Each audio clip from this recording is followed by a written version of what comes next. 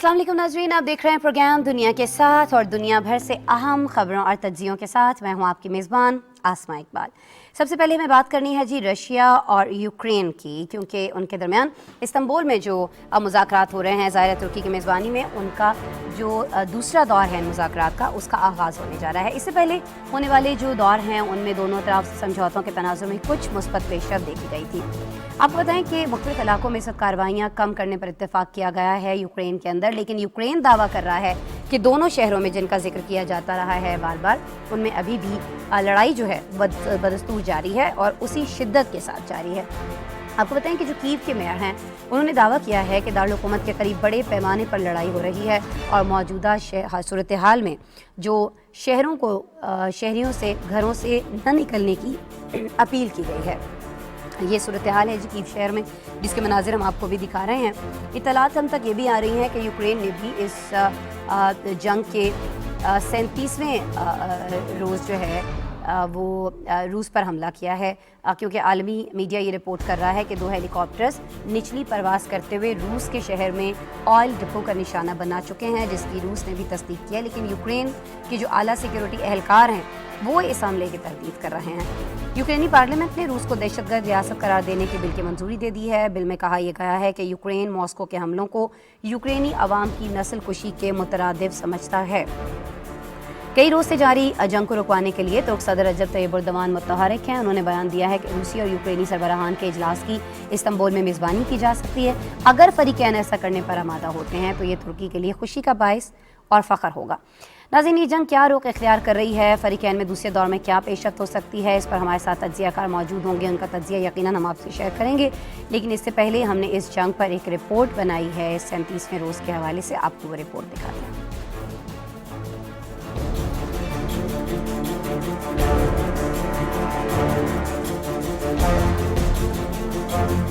Ukraine और रूस के दरमियान जंग 37वें रोज भी जारी है। यूक्रेन की जानिब से पहली बार रूसी सरजमीन को निशाना बनाया गया, जिसमें एक ऑयल डिपो को तबाह कर दिया गया। रिपोर्ट्स के मुताबिक यूक्रेन के 2 हेलीकॉप्टर्स निचली परवाज करते हुए रूसी शहर में दाखिल हुए और मुख्तलिफ अहदाफ पर मुतअद्दिद मिसाइल दागे।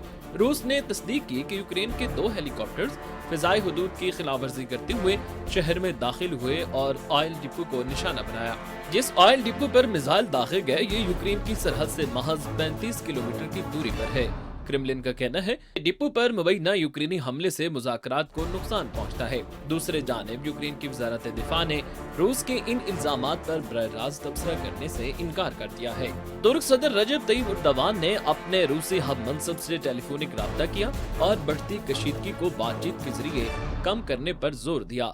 तुर्क ईवान सदर ने बयान में कहा कि एर्दोगान और प्यूटिन ने मंगल को इस्तांबुल में फरीकैन के दरमियान बातचीत पर भी तबादला ख्याल किया गया। तुर्क सदर ने कहा कि मुस्बत और तामीरी बातचीत से ही अमन की उम्मीदें बढ़ी हैं। उधर सदर ज़ेलेंस्की और फ्रांसीसी हम मनसब में राब्ता हुआ, जिसमें मारियोपोल के इनखला के मंसूबे पर तबादला ख्याल किया गया। यूक्रेन ने पेरिस की जानिब से मारियोपोल से शहरियों को निकालने में मदद करने के इक़दाम को नाफिज करने की जरूरत पर जोर दिया। दूसरे जानिब यूक्रेन का दावा है कि रूसी अफवाज को कीव के शुमाल मशरिक और मगरब के इलाके से पीछे धकेला जा रहा है। सदर ज़ेलेंस्की के मुशीर ने कहा कि मारियोपोल में भी कई हफ्ते से जारी हमलों की शिद्दत में कमी आई है। उन्होंने खबरदार किया कि रूसी अफवाज अब शुमाली शहर चेर्निहिव को घेरे में लेने की कोशिश कर रही है। यूक्रेन के वज़ीर ख़ारजा का कहना है कि चेर्नोबिल न्यूक्लियर साइट पर दोबारा कंट्रोल हासिल कर चुकी अक़वाम मुत्तहिदा की एटमी एजेंसी के साथ मिलकर इस बात का तयन करेंगे कि काबिज रूसियों ने वहाँ क्या किया। मारियोपोल के हुकाम का कहना है कि रूसी बमबारी से बुनियादी ढांचे को $10 बिलियन का नुकसान पहुंचा है। सिटी कौंसिल ने मेयर को बताया कि हर जुर्म, हर कत्ल और हमला आवर की तरफ से किए जाने वाले तबाही के अमल को रिकॉर्ड किया जाना चाहिए। इसका बैनुल अक़वामी अदालत इंसाफ में मुकदमा चलना चाहिए। अक़वाम मुत्तहिदा की रिपोर्ट्स के मुताबिक यूक्रेन छोड़ने वालों की तादाद खतरनाक हद तक बढ़ चुकी है। अब तक 41 लाख से ज्यादा शहरी अपना मुल्क छोड़ चुके हैं, जिनमें बच्चों और खवातीन की तादाद सबसे ज्यादा है। गुज़िश्ता एक हफ्ते के दौरान तकरीबन 40,000 अफराद ने महफूज मकामात की जानिब रुख किया। بالکل جی، جنگ کا 37واں روز اور 37ویں روز اطلاعات یہ آ رہی ہیں، انٹرنیشنل میڈیا رپورٹ کر رہا ہے کہ یوکرین نے بھی رشیا پر حملہ کیا ہے. اس کے 2 جو ہیلی کاپٹرز ہیں انہوں نے انتہائی نچلی پروازیں کیں اور یہاں روس میں جو آئل ڈپو ہے اس کو نشانہ بنایا گیا ہے. لیکن پھر اس کی وجہ کیا ہے کہ روس تو مان رہا ہے کہ ایسا ہوا ہے، یوکرین ایسا ماننے سے انکاری دکھائی دیتا ہے. جان لیتے ہیں جی وجہ جہانگیر خٹک صاحب سے، سینئر تجزیہ کار ہیں، امریکہ سے براہ راست ہمیں جوائن کر رہے ہیں. السلام علیکم خٹک صاحب. جی وعلیکم السلام آسما صاحب، آپ کو دیکھنے والوں کو السلام علیکم. وعلیکم السلام خٹک صاحب، بہت نوازش آپ نے وقت نکالا. خٹک صاحب یہ فرما دیجیے گا، روس تصدیق کر رہا ہے کہ جی ہیلی کاپٹرز کے ذریعے جو اٹیک ہے، جو کارروائی ہوئی ہے رشیا کے اندر وہ کی گئی ہے یوکرین کی جانب سے. یوکرین ایسا ماننے سے ہمیں انکاری دکھائی دیتا ہے، وجہ کیا ہے؟ یوکرین کو ایسا لگ رہا ہے کہ اگر اس نے یہ مان لیا تو پھر زیادہ پاور کے ساتھ اس کے خلاف اٹیک کیا جا سکتا ہے رشیا کی جانب سے، یہ وجہ ہے سر تردید کی ہے؟ واقعتاً ایسا کچھ ہوا ہی نہیں ہے.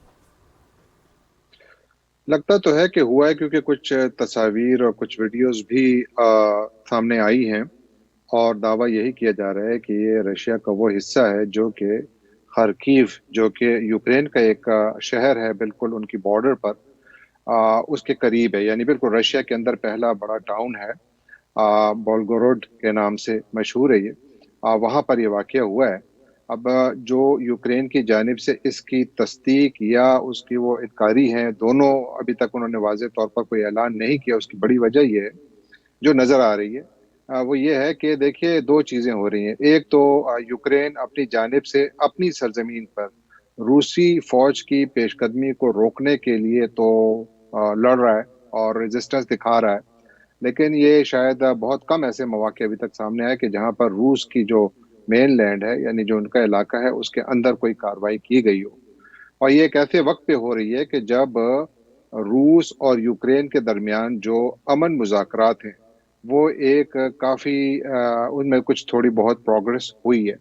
ایک تو یہ کہ چونکہ یوکرین کی خواہش تو یہ ہے کہ جنگ ختم ہو، جنگ بندی چاہتے ہیں، اور انہوں نے کچھ پروپوزلز بھی دی ہیں.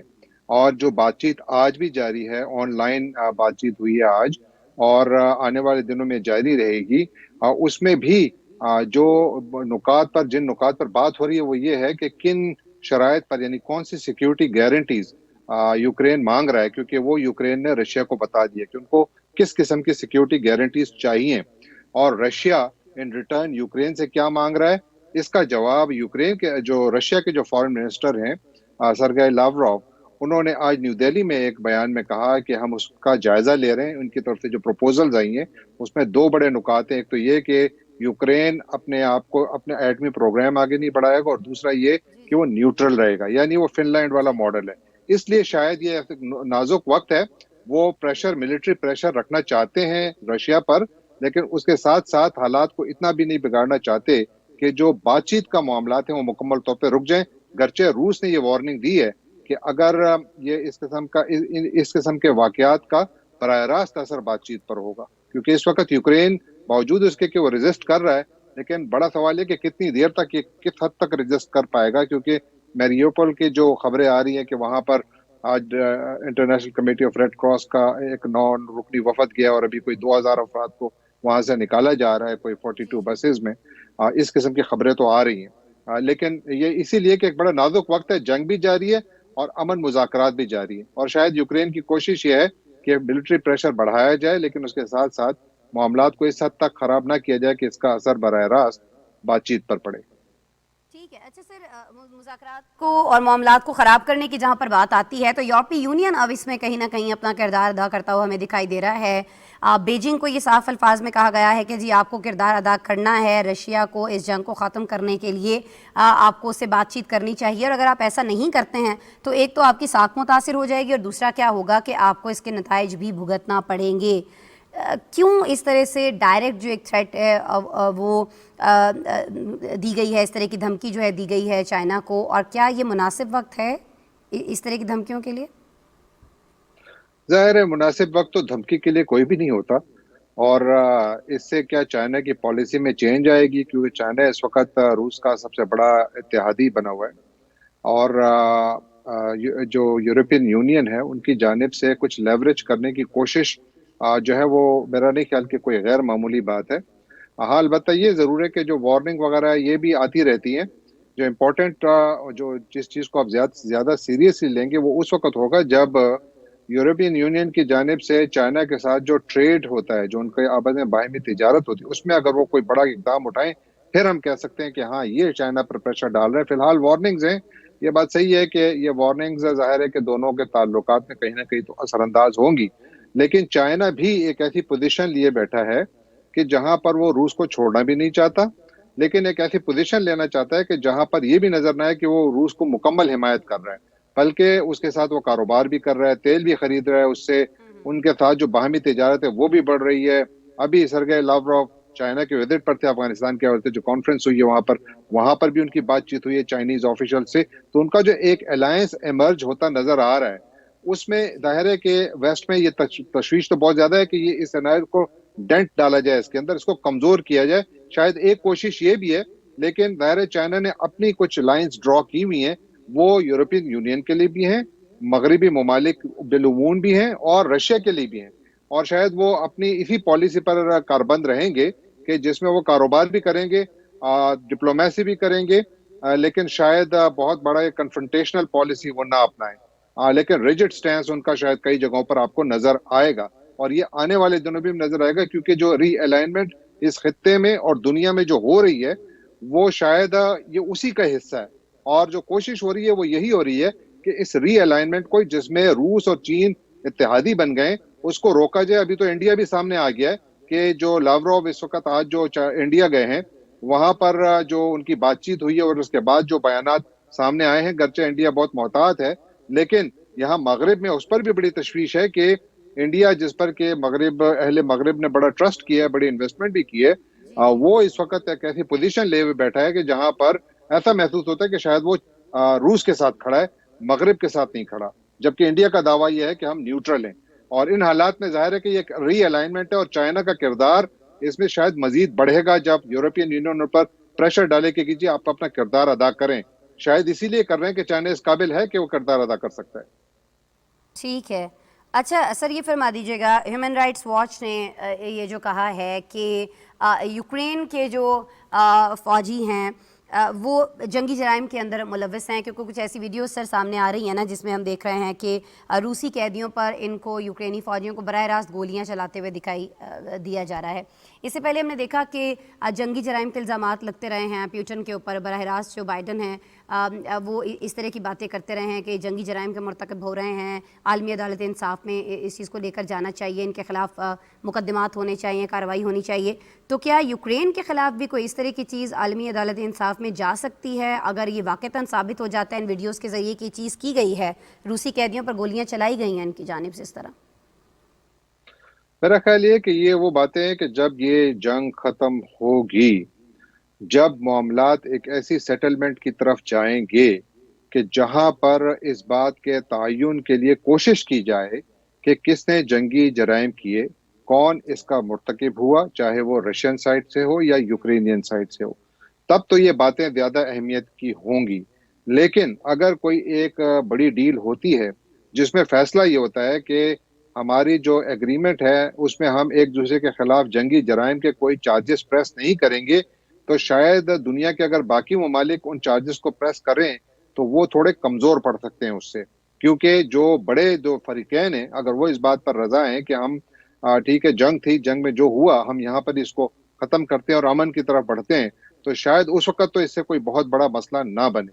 लेकिन अगर ये जंग एक बहुत बड़े जमूद का शिकार होती है, जो कि अभी थोड़ी बहुत नज़र भी आ रही है, और अगर इस जंग में कोई भी फरीक जीतता नजर नहीं आता, और अगर इस जंग के नतीजे में आलमी मईशत के जो बिगाड़ की वजह से दूसरे ममालिक पर प्रेशर बढ़ता है, तो मेरा ख्याल यह है कि रशिया अपनी कोशिश करेगा कि वो अहले मगरिब और स्पेशली यूक्रेन पर प्रेशर बढ़ाए, बिल्कुल उसी तरह जिस तरह यूक्रेन की जानिब से कोशिश की जाएगी आलमी अदालत इंसाफ और दूसरे जितने बड़े फोरम्स हैं उनके, जिनमें यूनाइटेड नेशंस भी शामिल है, वहां पर ये कोशिश जरूर करेंगे।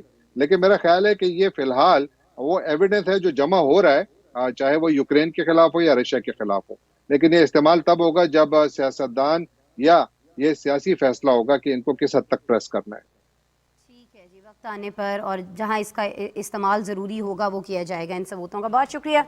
जहांगीर खटक साहब सीनियर तज्जिया कार अमेरिका से बराह रास्त आप मौजूद थे, अपना वक्त निकाल रहे थे, बहुत शुक्रिया सर आपके वक्त के लिए। प्रोग्राम में आगे बढ़ जाते हैं और आज हमें बात करनी है ख़ास तौर पर एशियाई मुल्क श्रीलंका की। नाज़रीन, श्रीलंका की बात हमें इसलिए करनी है कि इस वक्त 1948 में आज़ादी हासिल करने के बाद से अब तक ये मुल्क बदतरीन माशी बहरान से गुजर रहा है। आम मुल्क में ज़र मुबादला के ज़खायर कम हो रहे हैं और बैरूनी कर्ज़ों की अदायगियाँ करने के लिए रकम मुयस्सर नहीं है और इसी वजह से खुराक से लेकर ईंधन तक का बहरान शदीद हो चुका है। श्रीलंका में अगर महंगाई की लहर पर बात करें तो अशियाए ज़रूरिया की कीमतें आसमान से बातें करती हुई दिखाई देती हैं। आम लोगों की तो पहुँच ही नहीं रही है कि वो कुछ ख़रीद पाएँ आसानी से। यूक्रेन पर रूसी हमले के बाद से हम देख रहे हैं कि आलमी सतह पर तेल की कीमतों में माफ़ कीजिएगा इजाफा बहुत ज़्यादा हुआ है। इसके असरात जो हैं ये पूरे मुल्क में कहीं ना कहीं दिखाई दे रहे हैं। वजह क्या है, अब हो क्या रहा है, क्यों हज़ारों लोग सड़कों पर निकले हैं, इस पर आपको रिपोर्ट दिखाते हैं।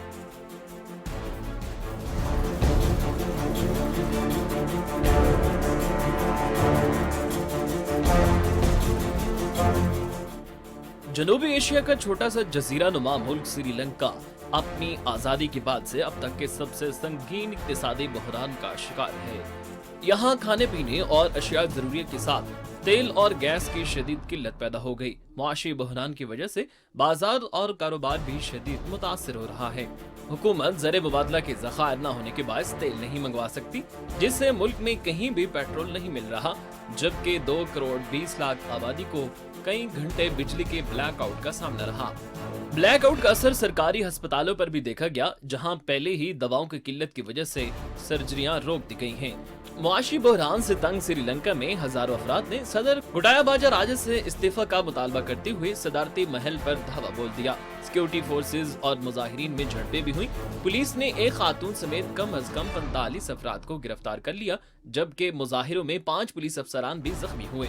मुल्क में पुरतशद्दद मुजाहिरों को रोकने और सूरत हाल पर काबू पाने के लिए दारुल हुकूमत कोलंबो में गैर मुइना मुद्दत का कर्फ्यू नाफिज कर दिया गया है। श्रीलंका की मईशत का सियाहत पर बहुत ज्यादा इन्हिसार है। कोरोना वायरस के बाद सियाहती सरगर्मियां मुतासर होने के बायस गुज़िश्ता 2 बरस के दौरान मुल्क की मईशत को दरपेश मसाइल में मजीद इजाफा हुआ है। लेकिन मुआशी माहिरीन के नजदीक बैरूनी कर्जों और टैक्स से मुताल्लिक हुकूमत के इक़दामात श्रीलंका को दरपेश तारीख के संगीन तरीन बहरान के असबाब में शामिल हैं। श्रीलंका में इस वक्त राजा बक्से खानदान की हुकूमत है। सदर और वज़ीर आज़म समेत कोई निस्फ दर्जन आला ओहदे इसी खानदान के पास हैं। मुल्क की मसाइल की बड़ी वजह इनके इक्तिसादी फैसलों को करार दिया जा रहा है। हालिया महीनों में इनके खिलाफ मुजाहरे होते रहे हैं, जिनको ताकत के इस्तेमाल से कुचला जाता रहा है। मुल्क में मौजूदा बहरान की जड़ें मार्च 2020 में हुकूमत की जानिब से बरामदात पर पाबंदी आयद कर दिए जाने के फैसले से जुड़ी हुई हैं। श्रीलंका हुकूमत ने ये कदम हुकूमत के 51 अरब डॉलर के कर्ज के लिए गैर मुल्की ज़र मुबादला को बचाने के लिए उठाया था, लेकिन इसके नतीजे में बहुत सारी लाजमी अशिया की बड़े पैमाने पर किल्लत पैदा हो गई और कीमतें आसमान को छूने लगीं। मुआशी बहरान से निकलने के लिए श्रीलंका ने भारत और चीन से भी मदद मांगी। भारत की जानिब से 1 अरब डॉलर कर्जा जारी कर दिया गया है, जो कि दवाओं, खुराक और ईंधन की बरामदात की अदायगियों के लिए इस्तेमाल होगा। चीन भी श्रीलंका को 1.5 अरब रुपए के कर्ज की सहूलत देने पर गौर कर रहा है। श्रीलंकन हुकूमत बैनुल अक़वामी मालियाती फंड्स IMF से मदद मांग रही है, लेकिन माहिरीन का कहना है कि IMF से कर्जा हासिल कर भी लिया तो इदारे के तजवीज़ करदा शराइत और इस्लाहात पर अमल दरामद श्रीलंका के लिए बड़ा चैलेंज साबित होगा। बिल्कुल जी, चैलेंजेस बहुत से दरपेश हैं और भी चैलेंजेस में इजाफा हो सकता है। क्यों हो सकता है और फिर इसका हल क्या है, ये हम जान लेते हैं। डॉक्टर अक़दस अफजल साहब से, माहिर माशियात हैं, वीडियो लिंक पर हमारे साथ मौजूद हैं। अस्सलाम वालेकुम डॉक्टर अक़दस साहब। वालेकुम सलाम, आपको मेरी आवाज़ आ रही है? जी अक़दस साहब, बहुत शुक्रिया ज्वाइन करने के लिए। अक़दस साहब, ये फरमा दीजिएगा, श्रीलंका की अगर हम बात करें तो 1948 में बरतानिया से इसने आज़ादी हासिल की थी और उसके बाद से अब तक इस तरह का इक्तिसादी बहरान नहीं देखा गया था जिस तरह का बहरान अब देखा जा रहा है। खाने की अशिया की किल्लत है, जो मिल रहा है उसकी कीमतें आसमान से बातें कर रही हैं, ईंधन ख़त्म दिखाई देता है, बिजली बंद है, इवन अस्पतालों में जो सरगर्मियाँ हैं वो तक रुक गई हैं। सर, वजूहात क्या हैं जिसने इस छोटे से जजीरा नुमा मुल्क को इतने शदीद बहरान के अंदर धकेल दिया? बहुत शुक्रिया, आपने एक बहुत ही एक ऐसे मुआशी बहरान की तरफ इशारा किया है जो कि अब तमाम अंदाजों के मुताबिक एक ह्यूमैनिटेरियन क्राइसिस बनता चला जा रहा है श्रीलंका के लिए। हेलो। तो जी सर, आपकी मैं ये आवाज़ आ कहना रही है, आ रही चाहूँगा, है। जी, जी, मैं ये कहना चाहूँगा कि इस इस तज्जिया देने से पहले मैं ये कहूँगा कि मुझे बहुत अफ़सोस है जो कि मैं श्रीलंका में देख रहा हूँ, क्योंकि मैं बहुत से श्रीलंकन से मिला हूँ and they are very fine people. तो हैविंग सेड दिस, मैं ये कहना चाहूँगा कि ये तमाम बहरान जो हम देख रहे हैं श्रीलंका में, इसका ताल्लुक जैसा कि आपके इब्तिदाइये में बताया गया, वहाँ की इकोनॉमिक पॉलिसी से इसका ताल्लुक है। अच्छा, 2 किस्म की पॉलिसीज़ जिनके इस किस्म के मनफी असरात मरतब हुए हैं। पहली पॉलिसी तकरीबन 1.5 या 2 साल पहले इस प्रेजेंट हुकूमत ने वहां पे टैक्स कट्स यानी टैक्सेस को कम करने की तजवीज पेश की। उस वक्त ये कहा जा रहा था कि ये तजवीज इतनी अच्छी नहीं है, लेकिन हमने देखा कि उन्होंने ये तजवीज की जिससे एक बजट डेफिसिट की सिचुएशन पैदा हुई, और उस बजट डेफिसिट को पूरा करने के लिए उन्होंने बहुत सी नोट छापे हैं, जिसको उर्दू में कहा जाता है नोट छापना या प्रिंटिंग मनी, जिससे वहां पे इन्फ्लेशनरी या अफराते जर की सिचुएशन पैदा हो गई है। आदादो शुमार के मुताबिक वहां पर अफराते जर तकरीबन 18% तक पहुंच चुकी है, 18% तक पहुंच चुकी है, जिसमें खाने पीने की अशिया में अफराते जर तकरीबन 30-32% है। तो ये एक बहुत ही सीरियस सिचुएशन है, नंबर वन। और नंबर टू, आई थिंक कि जो मेन प्रॉब्लम जो हम अब सामने देख रहे हैं, जिसमें श्रीलंका में फ्यूल, डीजल, अद्वियात, क्या कहना चाहिए, मिल्क पाउडर बच्चे जो इस्तेमाल करते हैं, ये सब खत्म होता चला जा रहा है। इसका ताल्लुक भी ऐसी पॉलिसी से है जिसमें कुछ उनका कसूर है, और कुछ कोविड-19 के बाद क्योंकि श्रीलंका की इकोनॉमी का एक बहुत बड़ा इन्हिसार वहां पे टूरिज्म पे था, और टूरिज्म, जी हाँ, सेयाहत पे था, और उससे बनाए जाने वाले, उससे आने वाले डॉलर्स पे उनका इन्हिसार था। कोविड-19 के आने के बाद ये तमाम सियाहत और टूरिज्म श्रीलंका में रुक गई, और इससे श्रीलंका की जो मेन अर्निंग्स थी डॉलर की सूरत में, वो भी कम हो गई। तो एक तो ये इशू हुआ, और दूसरा हमने ये देखा है कि पिछले 20 साल में श्रीलंका की इकोनॉमी बहुत बड़ी हद तक अपनी कंपेटिटिवनेस खोती चली जा रही है। तकरीबन 20 साल पहले उनके जीडीपी का उनकी एक्सपोर्ट्स उनके जीडीपी का 33% थी, सर ये जो आप 33% थी। गुज़श्ता 2 दहाइयों की बात कर रहे हैं, कहीं इस वजह से तो नहीं है क्योंकि गुज़श्ता 2 दहाइयों से ही हम देख रहे हैं ना कि यहाँ इक़्तिदार में राजपक्से ख़ानदान मौजूद है। अब मियाँ सदर हों, वज़ीर आज़म हों, वज़ीर ख़ज़ाना हों, उन समेत बहुत सारे जो आला ओहदेदार हैं वो इसी ख़ानदान के हैं। उन पर शदीद इंसानी हकूक़ की खिलाफ वर्जियों समेत मनी लॉन्ड्रिंग है, करप्शन है, इस तरह के इल्ज़ाम हम आए रोज़ देखते रहते हैं। तो जो मौजूदा ख़ानदानी सियासत है और ज़ाती मफादात हैं, इसको भी बहुत से तज्ज़िया कार इसकी वजह करार दे रहे हैं, जो मुल्क इतनी बड़ी माशी गंभीरता के अंदर हमें जाता हुआ दिखाई देता है। ऐसा है वाक़तन? देखिए, मैं तो एक इकोनॉमिस्ट हूँ, तो मैं एक इकोनॉमी का तज्जिया आपके सामने रख सकता हूँ। हाँ, जो बात आप फरमा रही हैं, मैंने जो भी एनालिसिस इस देखे तरह से हैं ये टैक्सेस इसके में हवाले से, अक्तर साहब, आई एम रियली सॉरी, आपकी बात काट रही हूँ। टैक्सेस में जिस तरह से कमी की गई है, जिस तरह से बाकी पॉलिसियाँ बनाई गई मईशत को लेकर, जिनसे मईशत को नुकसान पहुंचा है, तो ऐसी बहुत सी माशी पॉलिसियाँ तो सर अपने ज़ाती मफादात को देखकर बनाई जाती हैं। मुझे बस ये बता दीजिए आप उस पॉलिटिक्स पे आप बेशक बात ना करें कि ये जो पॉलिसियाँ हैं, अगर ये नहीं बनाई जाती तो सूरत हाल कुछ मुख्तलिफ हो सकती थी। जी एब्सोल्युटली, मेरा ख्याल है कि जो अभी जिस बहरान का श्रीलंका को सामना है, इसमें एक बहुत बड़ा रीजन, जैसे मैंने आपको बताया, वो टैक्स कट्स है। वो टैक्स की एक इल एडवाइस छूट है, जिसका ताल्लुक बिलखुसूस उन पॉलिसीज से है जिनकी तरफ आपने इशारा किया है। और मैं ये समझता हूँ कि इसमें एक और बात जो कि आपकी पॉइंट से मैं लेना चाहता हूँ, और इसका ताल्लुक प्रॉबेबली उन पॉलिटिक्स से है जिसकी तरफ आपने इशारा किया है। देखें, ये चीज बहुत पहले पता चल गई थी कि श्रीलंका को आईएमएफ के पास जाना पड़ेगा, लेकिन वहाँ की जो कहना चाहिए कि वहाँ के जो पॉलिसी मेकर्स हैं, इन्होंने इस चीज को बहुत रेजिस्ट किया पिछले 2-3 साल में, और अभी तक हमें ऐसी बातें सुनाई दी जा रही हैं कि जिसमें कहा जा रहा है कि समहाउ आईएमएफ के पास गए बगैर सूरत हाल बेहतर हो जाएगी। मैं नहीं समझता कि अब इस किस्म का रूम श्रीलंकन इकोनॉमी के पास रह गया है कि वो आईएमएफ के पास जाए बगैर, या एक बहुत ही मैसिव किस्म के क्या कहना चाहिए, डिफॉल्ट या रिफॉर्म प्रोसेस से गुजरने के बगैर वो दोबारा अपनी मईशत को बहाल कर सकते हैं। सही, ये जो करीबी ममालिक मदद कर रहे हैं, दोस्त ममालिक मदद कर रहे हैं, जैसे हमने देखा पाकिस्तान से भी श्रीलंका के 20 करोड़ डॉलर कर्ज के मुआहदा हुआ, भारत ने भी 1 अरब डॉलर जारी कर दिए हैं, चीन भी 1.5 करोड़ अरब की रकम जारी कर सकता है।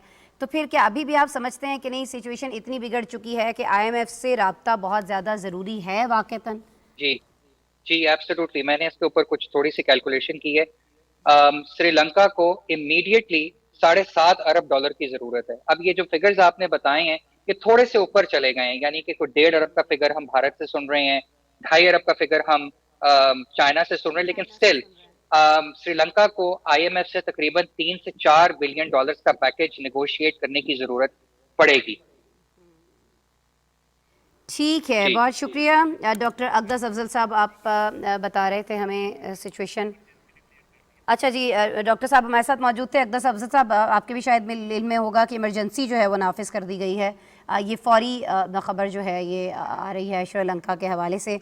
बहुत शुक्रिया डॉक्टर अक़दस अफजल साहब, आप बिल्कुल सही फरमा रहे थे कि अगर सिचुएशन नहीं संभलती है तो हालात ख़राब हो सकते हैं, हालात बिगड़ रहे हैं श्रीलंका के अंदर। आपको बताएं कि इमरजेंसी जो है वो नाफिज कर दी गई है। इमरजेंसी क्यों नाफिज कर दी गई? क्योंकि यहाँ मईशत की हालत जो है वो दिगरगूं हो गई है।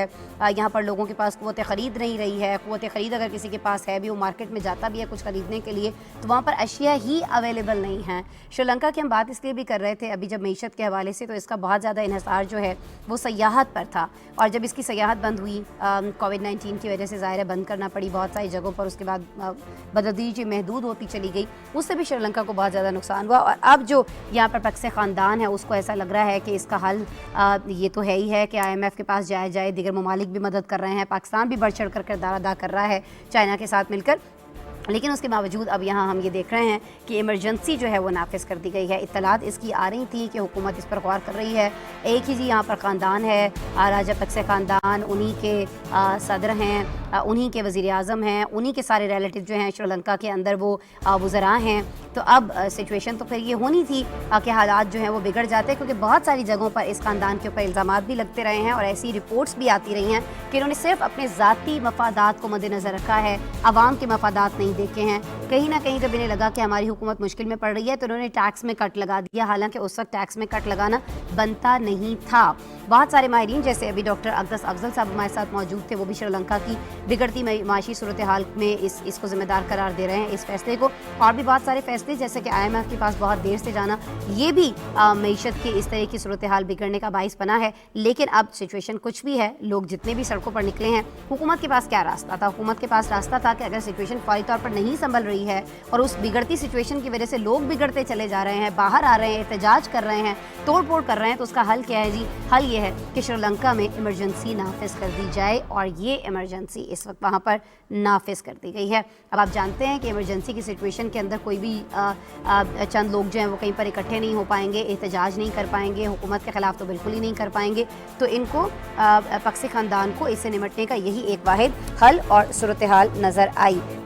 लेकिन जी तनकीद बहुत ज़्यादा हो रही है इस ख़ानदान के ऊपर कि इन्होंने अपने ज़ाती मफादात और अपनी जो ख़ानदानी सियासत है उसको बचाना बेहतर समझा, ना कि इस मुल्क के लिए कोई बेहतर फ़ैसले किए।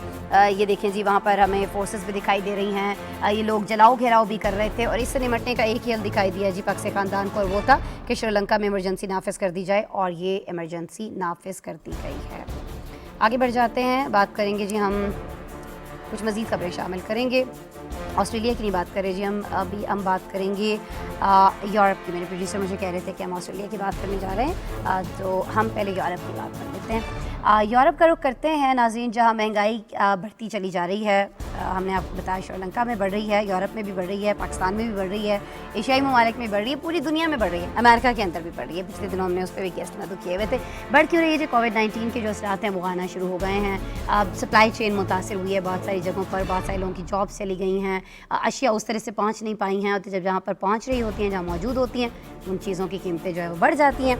यूरोप के मुल्क स्पेन के मनाजिर कुछ हम आपको दिखा रहे हैं। यहाँ महंगाई 37 साल की बुलंद तरीन सतह पर पहुँच चुकी है। यूरोजोन की चौथी बड़ी मईशत में महंगाई की शरह फरवरी में 7.6 थी। اور صرف ایک مہینے میں یعنی فروری سے لے کر ابھی مارچ جو بھی کل ہی ختم ہوا ہے اس میں یہ جو شرح ہے یہ 9.8 تک پہنچ چکی ہے۔ قومی ادارہ شماریات کے مطابق قیمتوں میں اضافے کی جو بڑی وجہ ہے وہ بجلی، ایندھن، خوراک اور مشروبات کی قیمتوں میں ہونے والا اضافہ ہے۔ اسپین کے وزیر اعظم جو ہیں انہوں نے پارلیمنٹ میں جو حالیہ بیان دیا ہے اس میں ملک میں ہونے والی 73% مہنگائی کا ذمہ دار روس یوکرین جنگ کو قرار دے دیا گیا ہے۔ اچھا مجھے ایسا لگ رہا ہے ناظرین آپ بھی سن رہے ہوں گے بہت ساری جگہوں پر جہاں بھی ہم مہنگائی کی بات کرتے ہیں پہلے میں یہ سنائی دیتا تھا جی کہ کووڈ ہے، نو ڈاؤٹ کووڈ کی وجہ سے بہت ساری جگہوں پر بہت ساری مہنگائی ہوئی ہے، لیکن اب وہ ممالک بھی یہ کہتے دکھائی دے رہے ہیں جن پر ابھی رشیا اور یوکرین معاملے کے اثرات نہیں پہنچے ہیں اپنے معاملات کو دبانے کے لیے اپنی نااہلی، جیسے کہ یہ شری لنکا کی بھی ہم بات کر رہے تھے کہ جی یہ جو جنگ ہو رہی ہے اس کے اثرات آ رہے ہیں، لیکن آپ کو بتائیں کہ یہاں اسپین میں مہنگائی اس بحران سے پہلے بھی ریکارڈ توڑ رہی تھی۔ یہ جو رشیا اور اس کا معاملہ چل رہا ہے یوکرین کا، گزشتہ سال نومبر کی بات کر لیتے ہیں، 29 سالہ مہنگائی کا ریکارڈ تبھی وہاں پر ٹوٹ چکا تھا، لیکن قیمتوں میں جو حالیہ اضافہ ہے اس کے خلاف عوام احتجاج کے لیے سڑکوں پر نکل آئے ہیں، جبکہ کینیڈین طرز کا ٹرک مالکان کا احتجاج بھی جاری ہے۔ اسپین کی صورتحال کیا ہے، مزید بگڑے گی سنبھلے گی، اس پر ہم نے آپ کو ایک رپورٹ دکھانی ہے، دیکھتے ہیں۔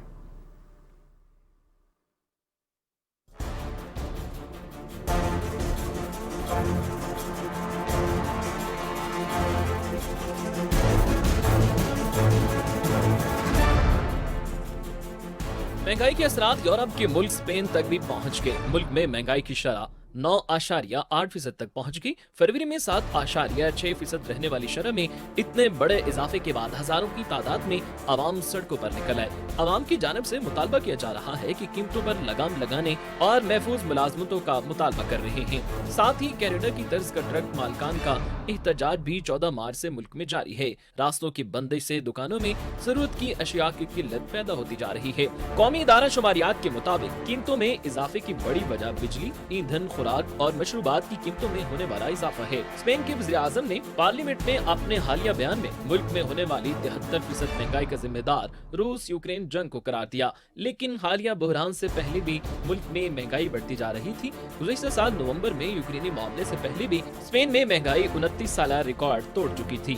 اسپین ان 19 ممالک میں شامل ہے جو یورو کرنسی استعمال کرتے ہیں، جس نے مجموعی طور پر فروری میں افراط زر میں ریکارڈ 5.8% اضافہ دیکھا۔ گزشتہ سال بھی یورپ میں گیس اور بجلی کی قیمتوں میں ریکارڈ اضافہ کیا گیا تھا، لیکن اب حالیہ کئی ماہ سے روس یوکرین کشیدگی اور گزشتہ ماہ یوکرین پر روسی حملے کے بعد یورپی ممالک میں معاشی بحران بڑھتا جا رہا ہے۔ یورپ کے کئی ممالک روسی قدرتی گیس کے وسائل پر انحصار کرتے ہیں۔ اسپین روس سے 40% قدرتی گیس برآمد کرتا ہے۔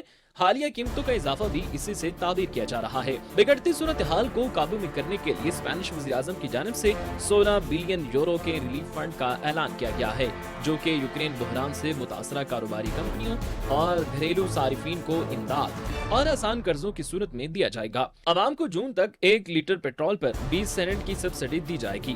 اس پیکج میں 362 بلین یورو امداد کسانوں اور فارمنگ سیکٹر کے لیے رکھی گئی ہے۔ گھروں کے ماہانہ کرایوں میں بھی اگلے 3 ماہ تک 9% سے زیادہ اضافے پر پابندی عائد کر دی گئی ہے۔ اسپین نے پرتگال کے ساتھ مل کر یورپی یونین میں گیس کی ایک قیمت مقرر کرنے کی سمری بھیجنے کی تیاری بھی کر لی ہے۔ اسپین کے وزیر اعظم نے نیشنل ایکشن پلان اور گیس کی قیمتوں کے تعین سے بڑھتی مہنگائی کو کنٹرول کرنے میں مدد ملنے کی امید ظاہر کی ہے۔ اسپین میں کیا صورتحال ہے، دیگر دنیا میں آج کیا اہم واقعات رونما ہوئے ہیں، کیا سچویشن کیا ہے، دنیا بھر سے ہم نے اہم خبریں شامل کی۔ پروگرام کا وقت ختم ہو رہا ہے، ہم نے ایک اور پیکج آپ کے لیے رکھا ہوا ہوتا ہے سیگمنٹ ہمارا چلتے چلتے، جس میں دنیا بھر سے دلچسپ و عجیب خبریں شامل ہوتی ہیں۔ یہ سیگمنٹ دیکھیے گا، اپنا بہت سا خیال رکھیے گا، منڈے کو آپ سے دوبارہ ملاقات ہوگی۔ Take care. انڈونیشیا کے شہر سربایا میں ایک شخص نے ایک ایسا فٹ بال کلب بنایا ہے جہاں ایک ٹانگ سے معذور افراد فٹ بال کھیل سکتے ہیں۔ 38 سالہ عارفین کو ہمیشہ سے فٹ بال کھیلنے کا شوق رہا، لیکن ایک حادثے میں ایک ٹانگ کی معذوری کے بعد وہ جو کھیل جاری نہ رکھ سکے، لیکن اب انہوں نے ایسا فٹ بال کلب بنا لیا ہے جہاں نہ صرف وہ خود بلکہ اپنے جیسے فٹ بال کھیلنے والے معذور افراد کو ایک ٹانگ کے ساتھ کھیلنے کی تربیت بھی دیتے ہیں۔ عارفین کی خواہش ہے کہ جکارتہ میں ہونے والے ہینڈی کیپ فٹ بال لیگ ان کا کلب جیتے۔ اسرائیل کے مظالم کے باوجود فلسطینی مسلمانوں کے حوصلے पस्त नहीं होते। माह रमजान की आमद है और फलस्तीन में इस दौरान घरों को रवायती लालटेनों से सजा दिया जाता है। मकामी वर्कशॉप्स में इन लालटेनों की मांग बहुत ज्यादा होती है। दुकानदारों का कहना है कि खूबसूरत दस्तकारी से सजे इन लालटेनों पर हाथ से काम किया जाता है। इसके लिए ज्यादा वक्त और मेहनत दरकार होती है। यही वजह है कि मकामी वर्कशॉप पर रमजान की आमद से पहले ही लालटेनें बनाने का काम शुरू हो जाता है। खला में मौजूद दुनिया की सबसे बड़ी खलाई दूरबीनों में से एक हबल ने सबसे दूर इनफरादी सितारे को दरियाफ्त कर लिया है, जिसकी रोशनी को जमीन तक पहुंचने में 12.9 अरब साल लगेंगे। यूरोपीय खलाई इदारे का इस बारे में कहना है कि हबल टेलीस्कोप ने ऐसे सितारे की रोशनी का पता लगाया है जो कायनात की पैदाइश के अरबों साल बाद बिग बैंग के वक्त मौजूद था। ये एक गैर मामूली नया मयार कायम किया गया है। अब तक के मुशाहिदे के मुताबिक ये जमीन से सबसे दूर इनफरादी सितारा है। फैसलाबाद से ताल्लुक रखने वाले नन्हे यर्मिया अदनान ने 1 मिनट में 340 से ज्यादा पंच लगाकर नया आलमी रिकॉर्ड कायम कर दिया। यर्मिया का ये रिकॉर्ड जल्द Guinness book of world record में भी शामिल कर लिया जाएगा। नन्हे चैंपियन की ख्वाहिश है कि वो बॉक्सर आमिर खान को रिंग में नॉकआउट करे। यर्मिया ने अब तक एक कांसी, एक सिल्वर मेडल और ट्रॉफी जीत रखी है। यर्मिया अदनान के वालिद का ख्वाब है कि उनका बेटा बॉक्सिंग रिंग में मेहनत से पाकिस्तान का नाम दुनिया में रोशन करे। अमेरिकी रियासत जॉर्जिया से ताल्लुक रखने वाली 24 साल खातून 21 बच्चों की मां बन गईं। ये बच्चे सरोगेसी के जरिए पैदा हुए हैं। खातून जॉर्जिया के 1 करोड़पति शख्स की अहलिया हैं। जोड़े ने गुज़िश्ता साल मार्च से इस साल जुलाई के दौरान सरोगेसी के जरिए वालिदैन बनने पर 1,42,000 पाउंड खर्च किए। क्रिस्टीना ने अपने 21 बच्चों की देखभाल के लिए 16 खिदमाओं को भी काम पर रखा हुआ है। खातून के शौहर की पहली बीवी से भी 2 बच्चे हैं। इस तरह इस कुंबे में 23 बच्चे एक ही छत के नीचे रहते हैं।